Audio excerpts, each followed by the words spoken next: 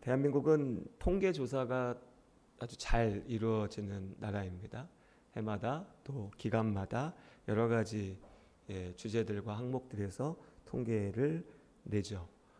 우리는 그냥 일상을 살면서는 큰 관심 없고 그게 무슨 의미인가 싶지만 실제로 아주 잘 체계적으로 조직되어서 움직이고 있는 나라입니다. 그 중에 하나가 대한민국 국민들의 신앙에 대한, 믿음에 대한, 종교 활동에 대한 통계들도 있습니다. 최근에 보면 기독교 신앙을 가지고 있다라고 이야기하는 사람들이 20%가 조금 안 되는 것 같습니다. 전체 종교 중에 1등입니다. 그럼 우리는 무슨 마음이 들죠? 이게 주입식 교육을 어릴 때부터 들어서 1등이면 좋아요. 와, 우리가 1등이야.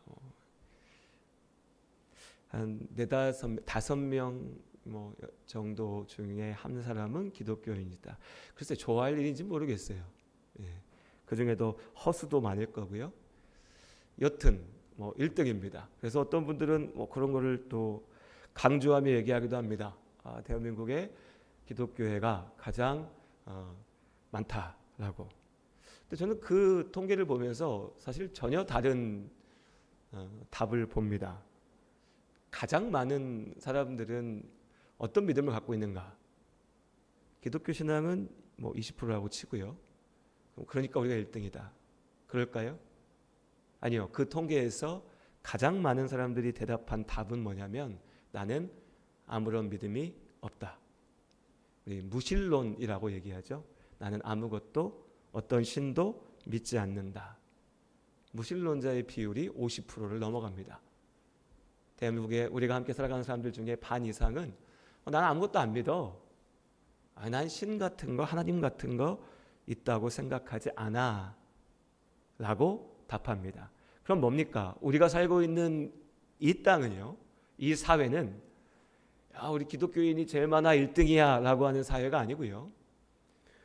인생을, 세상을 나의 이성으로, 내 생각으로, 내 지식으로, 계획으로 이해할 수 있다는 착각, 그 주장이 만연한 사회 가운데 우리가 살고 있습니다.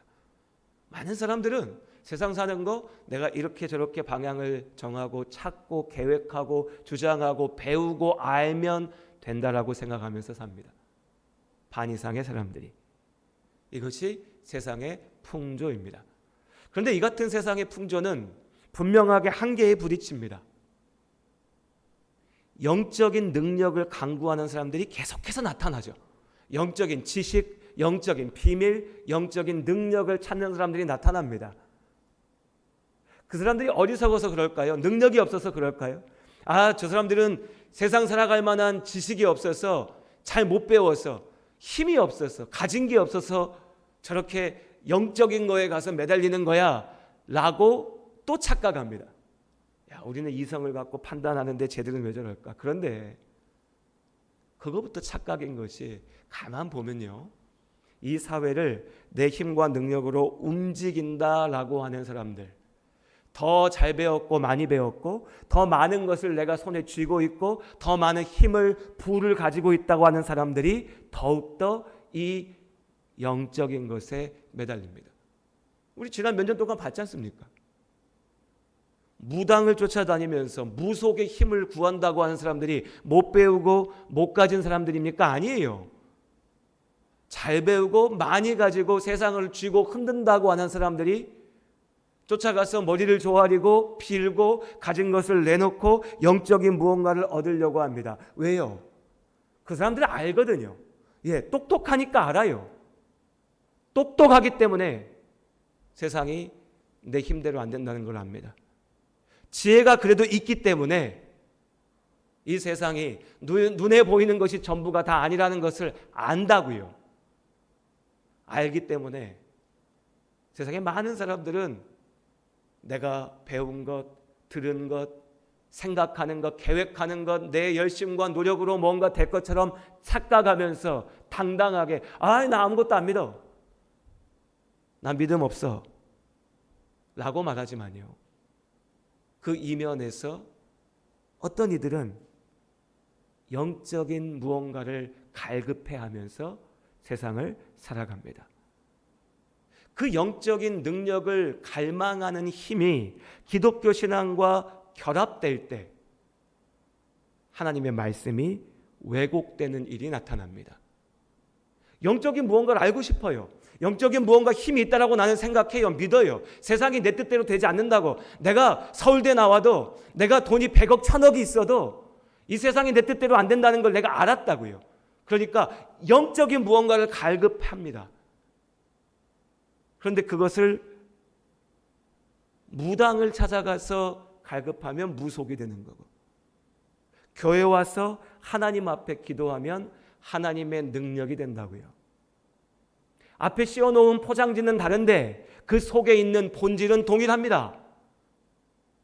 예언과 환상과 어떤 영적인 능력과 앞날을 내다보는 것과 그 신비로운 것들을 통해서 내 문제를 해결하려고 하는 그 본질은 똑같다고요. 어느 쪽이든 힘센 편이 내 편이 됩니다. 내 쪽이 돼요. 우리 목사님이 영권이 좋아서 내가 뭔가 잘 되는 것 같으면 목사님한테 가서 막 기도받고 머리 좋아지는 거고, 그런데 가만 들어봤더니 야, 저 무당이 뭔가 능력이 있어서 어디 찾아가서 돈 몇백만 원, 몇천만 원 찔러주면 무슨 법사가 얘기해 주는데 그 사람한테 잘 보이면, 그 사람 말 들으면 승진할 수 있대, 그 사람한테 잘 보이면 자식이 잘 된대 하면 교회 장로 권사가 돼도 그 무당 쫓아가가지고 돈 갖다 바치고 자리 갖다 바치고 머리 조아리면서 무언가 얻어내려고 한다고요. 힘센 사람이 우리 편 되는 겁니다. 그러면서 갖다 붙이죠. 말은 멋져요. 영적인 힘, 영권, 영적인 능력. 목사들이 때로 그걸 조장합니다. 성도라고 하는 이들이 그걸 쫓아다닙니다. 믿음을 이야기합니다. 우리는 그런 믿음을 성경에서 봅니다. 많이 보죠. 자주 봅니다. 우상 숭배하던 이스라엘의 믿음입니다. 우상 숭배하던 이스라엘의 믿음. 오늘 아침에는 성전에 가서 하나님 앞에 제물을 바치고 주여 하나님이 계시니까 우리는 문제 없습니다. 저녁에 해가 질 때는 우리 주변의 민족들이 하는 것처럼 나도 가서 저 신에게 빌어봐야지. 바알 신전을 앞에 놓고 그 앞에 가서 빕니다. 인생 살아가면서 우리는 두려움과 약함에 계속해서 부딪힙니다. 내 힘으로 해결할 수 없는 문제들이 계속해서 찾아옵니다. 내 계획대로 되지 않는 일들이 있죠. 갈급함이 있습니다. 아무 문제가 없는데 내 삶이 괜찮은데 그런데 채워지지 않는 갈급함이 또 내 안에 있습니다. 그 모든 약함이, 두려움이, 부족함이, 내가 뭔지 모르겠지만 어떤 영적인 능력에 의지해서라도 좀 살고 싶다, 살아나고 싶다, 내 삶이 회복되어졌으면 좋겠다, 이 문제가 좀 내 앞에서 해결됐으면 좋겠다라고 하는 갈망이, 갈급함이 우리 안에 있습니다. 그 갈급함이 하나님 앞에 나오는 통로가 될 수 있습니다. 하나님이 그 우리의 약함과 모자람을 통해서 우리를 부르십니다. 부르심의 길이 될 수 있다고요. 그럼요. 그렇게 쫓아갈 수 있죠. 내 몸이 괴롭고 힘드니까 나 하나님이고 뭐고 다 모르겠고 내 몸이 좀 아팠으면, 나았으면 좋겠어. 날 좀 낫게 해줄 수만 있으면 내가 어디든 가서 기도할 거야. 그 약함이요. 그 간절함이요. 내 머리 믿고 살았는데 살다 보니까 그거 갖고 안 돼. 안 돼. 그럼 어떻게 해야 될까? 근데 저 사람은 왜 평안할까? 저 사람이 하나님 앞에 가서 기도한다고 하네. 그럼 나도 하나님 뭔지 모르겠는데, 교회가 뭔지도 모르겠고 하나님 말씀이 뭔지도 모르겠지만 하나님 앞에 가서 기도해 봐야겠다. 기도하면 괜찮아지지 않을까? 하나님 이름 부르면 나도 나을 수 있지 않을까? 나도 좀 숨 쉬고 살 수 있지 않을까? 좋다고요. 나쁘지 않습니다. 그럼 못났다고 하는, 어떤 분들은 그래요. 목사님 제가 너무 연약해서요. 하나님 아무것도 모르는데 그냥 힘들어서 기도하니까 내 믿음은 너무 연약한 걸까요? 아니요. 그 약함이, 그 부족함이, 그 약함을 인정할 수 있는 믿음이. 진짜 불쌍한 게 뭔지 아십니까? 내 삶이 문제가 너무 많은데요. 아픔이 많은데요. 내 힘으로 할 수 없는데요. 끝끝내 고집 부리면서 내가 할 수 있어, 할 수 있어, 할 수 있어 하는 사람들이 있습니다. 끝내. 그 똑똑하던 사람들도 안 되는 거 아니까 무당 앞에 가서라도 무릎 꿇고 피는데 나 혼자 딱하니 앉아갖고요. 내가 제일 잘났어. 나는 괜찮아. 나는 아무 문제 없어. 나는 할 수 있어. 혼자 외쳐대면서 끝끝내 이 아픔조차도 인정하지 못하는 안타까운 삶이 있습니다. 그러니 우리가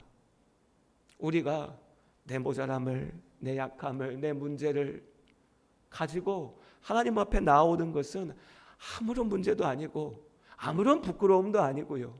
하나님께서 우리를 그렇게 부르시는 은혜입니다. 은혜. 근데 문제가 어디서 생기냐면요. 그렇게 하나님의 부르심 가운데 내가 하나님 앞에 나왔으면 이제 내가 하나님의 말씀에 귀를 기울여야죠. 그런데 나의 목마름으로 내 답을 내가 만들어내면 안 된다는 겁니다. 경제적인 어려움 때문에 하나님 앞에 나올 수도 있습니다. 아, 그럼요. 먹고 사는 게 너무 힘듭니다. 괴롭습니다. 그렇죠. 그 괴롭죠. 힘들죠. 힘듭니다. 제가 재밌는 얘기 하나 해드릴까요? 부끄러운 얘기인데 제가 20살 때 기억나십니까? 밀레니엄이 시작되던 월드컵이 시작되기 전에 세기말 이때 대학에 갔어요. 20살이 됐습니다. 근데 그때 가만히 생각해 보시면 어떻습니까? 그때 어디를 가든 신용카드를 만들어줬어요. 그쵸? 기억 안 나세요? 신용카드 만들어줬어요. 20살 대학생 돼가지고 서울에 혼자 딱 갔는데 혼자 사는데 가는 데마다 신용카드 만들어준대. 만들래요. 막 이것도 주고 티켓도 주고 막 해요. 만들었어요. 덜컥 아무것도 없는데 그냥 만들어줘요. 신용카드를 만들었습니다. 용돈을 쓰다가 또 대학생이니까 부족하잖아요. 돈이 필요해요. 근데 돈 나올 데 없잖아요. 신용카드가 있잖아요.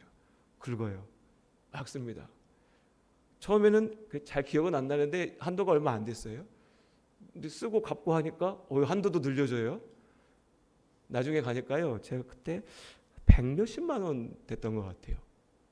100몇십만 원의 카드값이 빌렸어요. 지금도 대학생들한테 100몇십만 원 큰 돈이죠. 근데 지금 그거랑 지금 벌써 몇 년 전입니까? 그 20몇 년, 25년, 6년 전에 크잖아요. 이 돈이. 여러분 제가 그때 처음 그 독촉 전화를 받아봤습니다. 강민님이십니까? 예. 카드 대금이 빌렸습니다. 제가 그때 카드 돌려막기도 해봤습니다. 다른 카드를 만들어가지고 결론은 꾸역꾸역 어떻게든 갚았어요. 괴로워하면서. 근데 지금이야 이렇게 웃으면서 얘기하지만 제가 그때를 잊어버리지 못해요. 살면서 진짜 더 큰 어려움들 경험하신 성도들 많이 계시지만 그 어린 나이죠. 사실 지금 생각하면 어린 나이에 사실 그 100몇십만 원 되는 돈이 그게 사람을 돈도 돈인데 며칠까지 결제해야 됩니다. 이 전화 그것 좀 오는 게 지금 생각하면 그냥 전화 오나 보다 하고 말 수도 있는데 그때는 그렇게 스트레스가 되고 힘들고 심지어 괴롭고 그랬었어요. 살면서 돈 없으면 괴롭습니다. 그럼요. 맞습니다. 그래서 경제적인 어려움 때문에 하나님 앞에 나올 수 있습니다. 하나님, 이 문제를 해결하여 주시옵소서. 문제는요, 주님 앞에 나오고 난 이후에도 여전히 나는 돈만 보고 있는 거예요. 내 경제적인 어려움으로 하나님 앞에 나오게 됐고 하나님이 날 그렇게 부르셨으면 이제 나는 하나님의 말씀을 들어야죠. 하나님의 도우심을 구해야죠. 하나님께서 말씀하시는 제대로 된 삶을 살아야죠. 그런데 계속해서 거기에만 매여 있어요. 돈. 돈 많이 주면 하나님 좋은 하나님. 내가 어제 기도했는데 아직 문제가 해결이 안 됐네. 우리 하나님은 능력 없는 하나님. 다 마찬가지입니다. 내 육신의 아픔으로 하나님이 날 부르십니다. 사람의 문제로 하나님이 날 부르십니다. 마음의 공허함으로 부르십니다. 해결할 수 없는 인생의 도전들로 날 부르십니다. 여전히 내가 거기 머물러 있으면 나는 통계청에서 전화 와서 당신 뭐 믿습니까? 나 교회 다닙니다 할 때 기독교인일 수는 있지만요, 여러분, 하나님께서 주시는 그 참된 복은 아직 누리고 있지 못하는 너무 안타까운 자리 가운데 여전히 머물러 있는 겁니다. 우린 다니엘서의 말씀을 통해서 다니엘을 살펴보았습니다. 그 다니엘 어떤 사람이었습니까? 다니엘 똑똑한 사람이었습니다. 능력자였습니다. 여러분, 요즘 같으면요, 국비 장학생으로 유학 갔는데 그 유학 간 나라에서 야, 너는 진짜 똑똑하다, 넌 진짜 능력 있다, 대단하다, 너네 나라 가지 말고 여기서 최고의 자리로 가라, 그런 사람이에요. 능력 있는 사람입니다. 실력자입니다. 근데 세상 지식에서 그치지 않았죠. 다니엘은 영적인 능력을 가지고 있는 사람이었습니다. 꿈꾸는 자였고 환상을 보는 자였고 그 환상을 해석할 수 있는 사람이었고 신비로운 능력을 가진 자였습니다. 하나님의 기적을 경험한 사람이었죠. 죽을 자리에 있어 불구덩이 속에서 살아나왔고 사자들이 그를 해치지 못하는 그런 사람이었습니다. 그 다니엘의 삶을 우리가 보았습니다. 자, 그 다니엘의 삶을 보면서 우리가 기억해야 될 그 삶의 본질이 뭡니까? 다니엘은 영권이 있었어, 능력이 있었어, 대단한 사람이야, 성공했어, 나도 다니엘처럼 돼야지, 높은 자리 가야지, 아마 기도만 하면 뭔가 막 다 이루어져야지, 신비로운 일을 통해 살아나야지. 이것이 우리의 결론이면, 여러분이 기억하시는 다니엘이라면 여러분, 다니엘을 잘못 읽은 겁니다. 잘못 본 겁니다. 그 모든 것들이 다니엘의 삶을 이루는 하나님께서 그에게 주신 능력이고 복이었지만요, 다니엘의 인생을 결정짓는 한 가지는 그 모든 것이 아니었습니다. 다니엘의 인생을 결정짓는 한 가지는 변함없이 하나님과 함께하는 삶이었습니다. 예루살렘 성전 앞에 있을 때도, 그 나라가 망하여서 포로로 끌려갈 때도, 내가 왕에게 신임을 받을 때도, 그 왕에게 미움받아 죽을 지경에 이를 때도, 하나님이 나를 지켜주실 때에도, 하나님이 나를 살게 하실지 내가 확신할 수는 없어서 그리 아니하실 때에도 그는 변함없이 하던 대로 하나님 앞에 기도하던 하나님의 사람이었습니다. 다니엘의 삶은 능력받아서 자랑하는 그런 삶이 아니었습니다. 능력이 있으니까 아무 문제 없이 사는 그런 삶도 아니었습니다.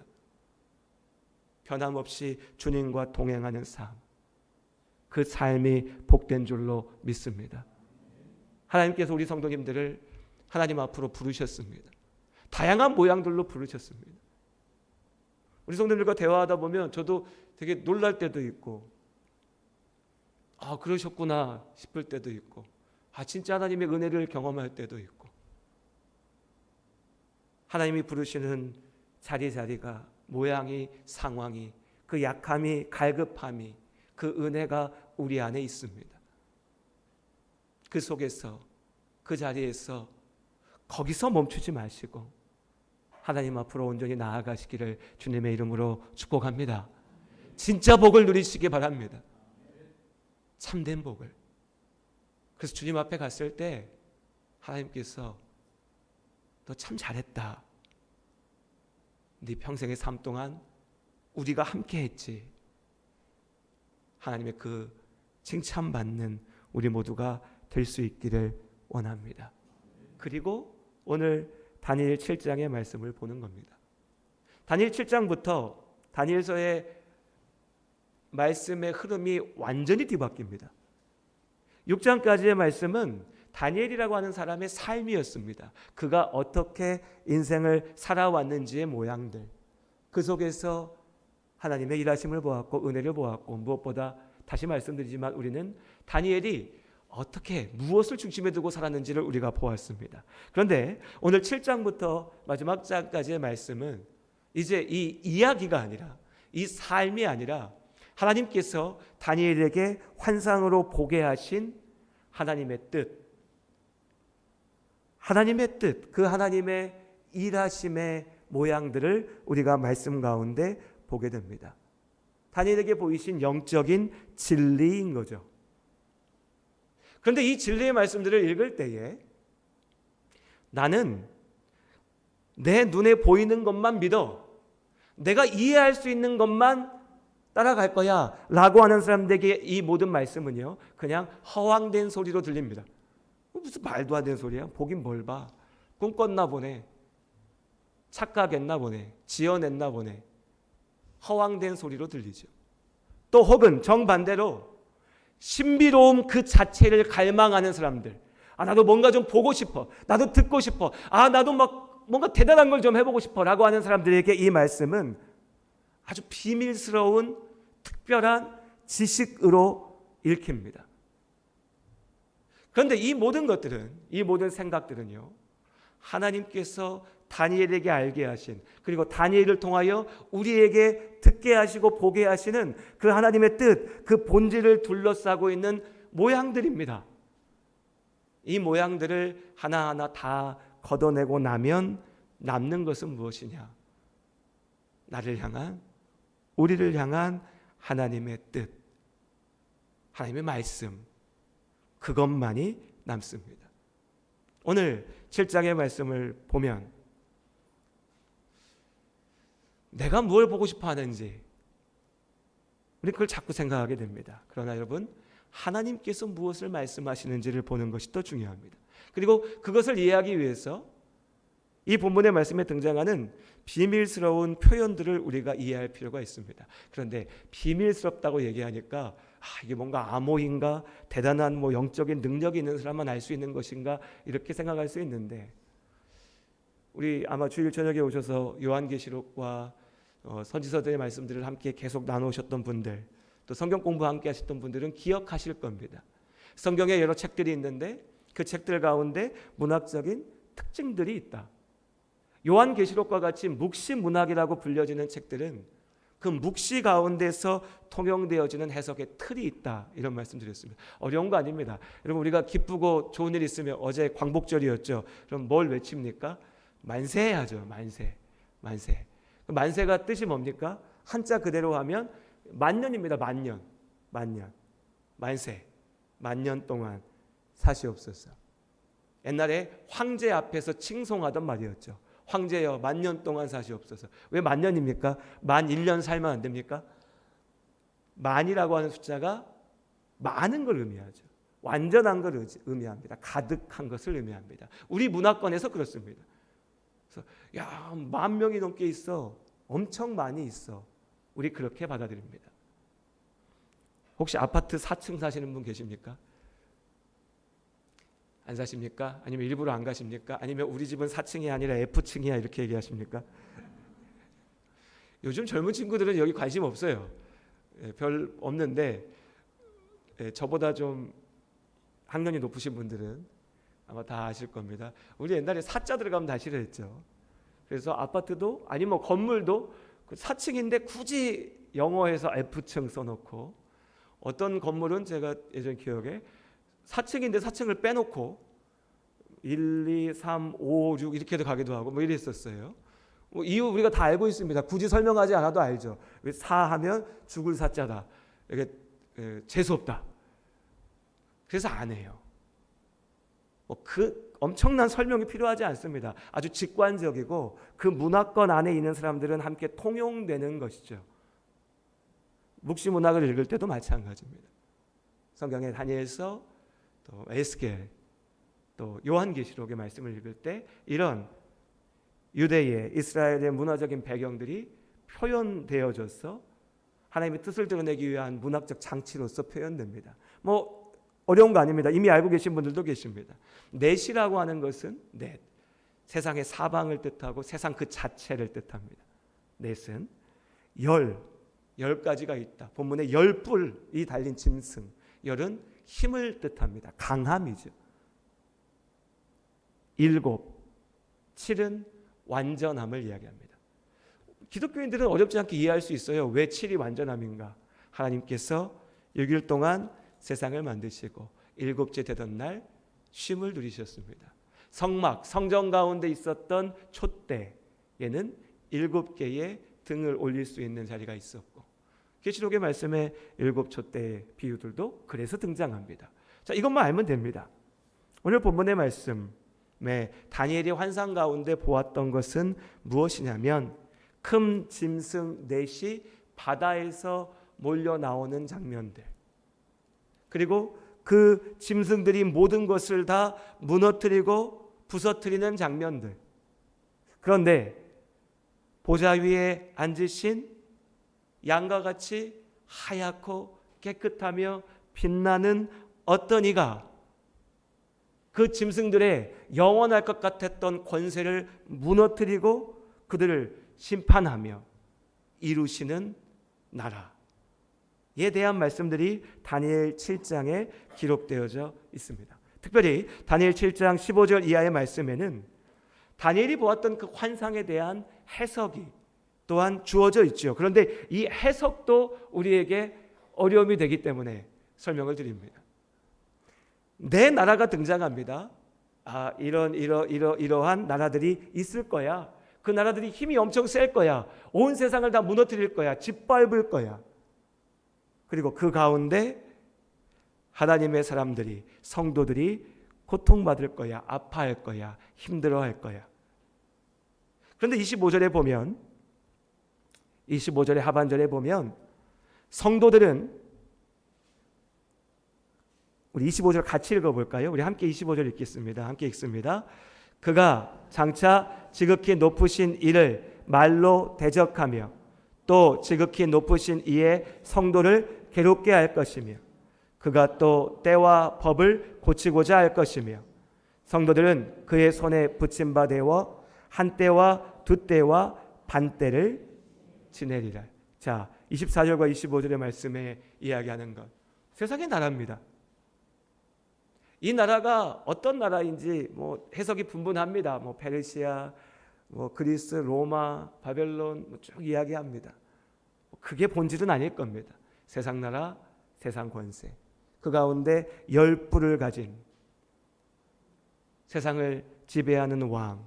또 이걸 최근에 와서는 영적으로 해석한다라고 하면서 이 왕이 히틀러고 이 왕이 누구고 미국이고 온갖 해석들을 갖다 붙입니다. 본질이 아닙니다. 그걸 이야기하는 게 아닙니다.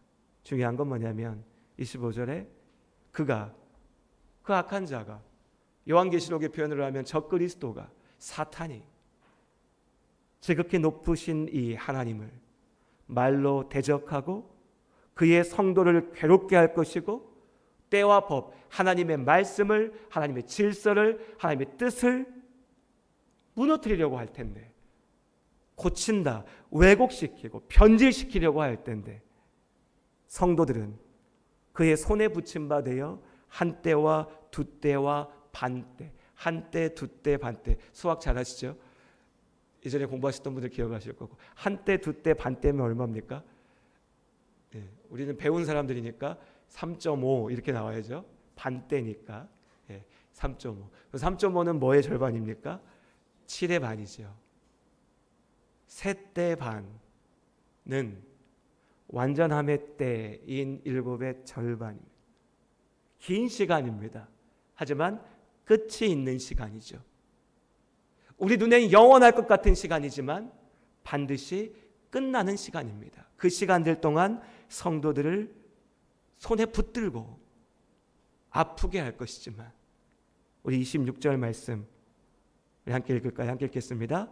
그러나 심판이 시작되면 그는 권세를 빼앗기고 완전히 멸망할 것이요.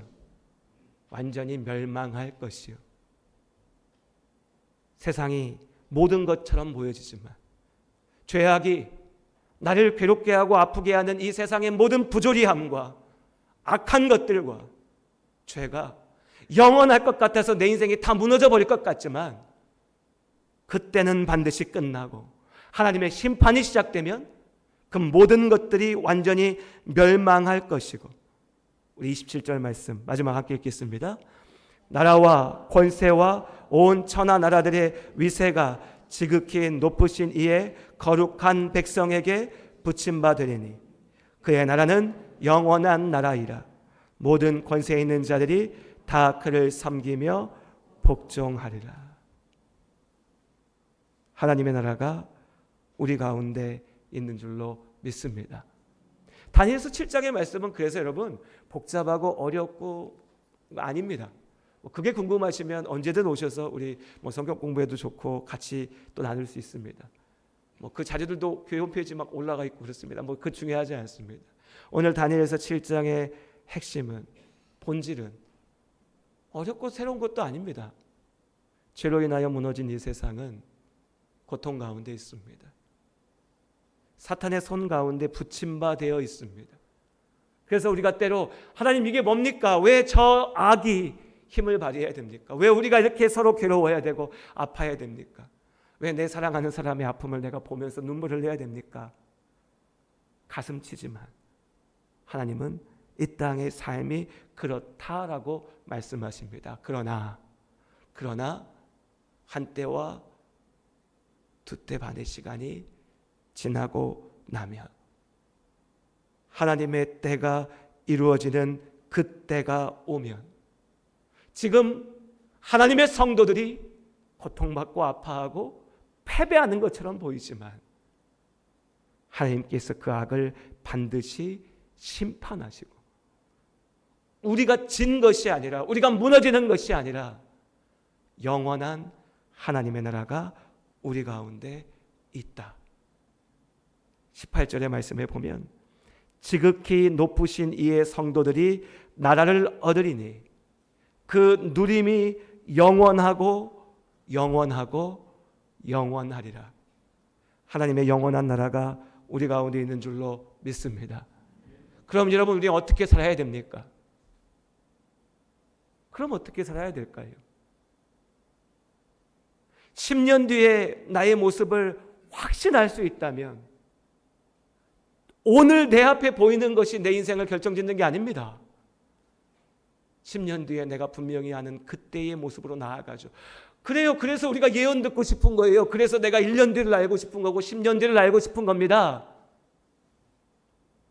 하나님은 하루가 천년 같고 천년이 하루 같으신 하나님은 우리에게, 야 10년 뒤에 네가 이 자리 갈 거고 이만큼 가질 거고, 야 이 땅을 사야 돼, 야 저리 이사 가야 돼, 이걸 말씀하지 않으시고요. 하나님은 영원한